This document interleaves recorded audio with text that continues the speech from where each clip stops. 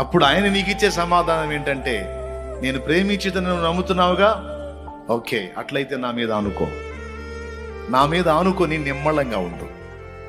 నీకు చేదైన అనుభవాలు ఉన్నాయని నాకు తెలుసు, నీకు ప్రతికూలతలో నడుస్తున్నావని నాకు తెలుసు, నువ్వు ఇరుకులో ఉన్నావని నాకు తెలుసు, నలిగిపోతున్నావని కూడా నాకు తెలుసు.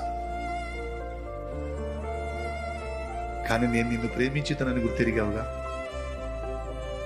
నిమ్మళంగా ఉండు, నా మీద ఆనుకో. నేను నిన్ను ప్రేమించితనని నీకు అర్థమైంది. ఈనాటి నీ స్థితిని బట్టి నిన్ను తృణీకరించుచున్న వారికి కూడా నేను నిన్ను ప్రేమించితనని వాళ్ళు సహా గుర్తెరిగేటట్టు, వాళ్ళకి సహా అర్థమయ్యేటట్టు నేను చేస్తా, వాళ్ళు తెలుసుకునేటట్టు నేను చేస్తా అని ఆయన మాట్లాడుతున్నాను.